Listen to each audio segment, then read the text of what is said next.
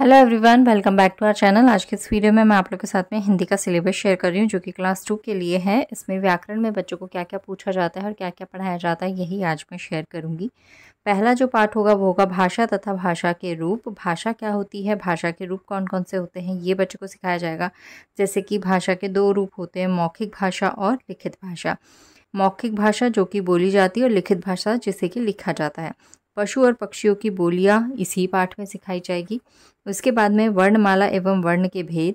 वर्णमाला क्या होती है, जो भी हमारे अक्षर हैं जैसे कि अ आ ई क ख ग, ये जो भी अक्षर है ये वर्ण कहलाते हैं और इसे जब हम एक क्रम में लिखते हैं तो वो वर्णमाला कहलाती है।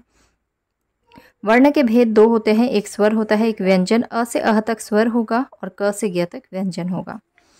फिर उसके बाद में रहेगी स्वरों की मात्राएं।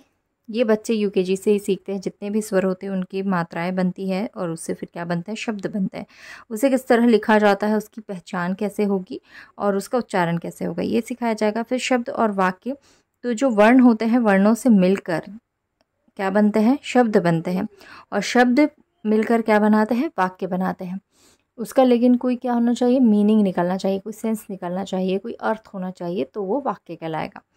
संज्ञा, संज्ञा क्या होती है, किसी व्यक्ति, वस्तु, स्थान एवं प्राणी के नाम को संज्ञा कहते हैं, जिसे कि इंग्लिश में हम क्या कहते हैं, नाउन कहते हैं। किसी भी पर्सन, प्लेस, एनिमल और थिंग के नेम को हम क्या कहते हैं, नाउन कहते हैं और वही क्या होती है, संज्ञा होती है हिंदी में।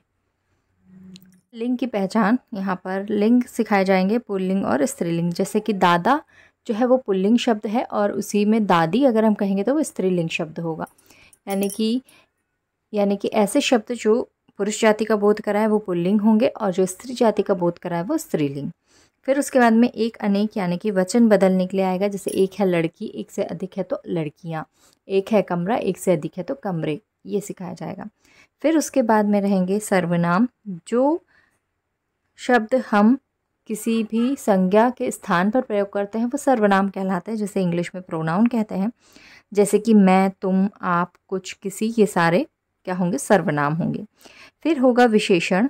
विशेषण यानी कि ऐसे शब्द जो किसी भी संज्ञा की विशेषता बताते हैं। जैसे कि लाल, अगर मैं सेब की बात करूँ, सेब लाल है तो लाल उसकी विशेषता हो जाएगी। फिर है कोई चीज़ छोटी है या कोई चीज़ बड़ी है तो छोटा या बड़ा क्या हो जाता है, उसकी विशेषता हो जाती है। सुंदर, ये भी विशेषता में आ जाएगा। तो इसी तरह से बहुत सारे शब्द होते हैं जिससे कि हम किसी की विशेषता बताते हैं, वो क्या कहलाते हैं, विशेषण कहलाते हैं।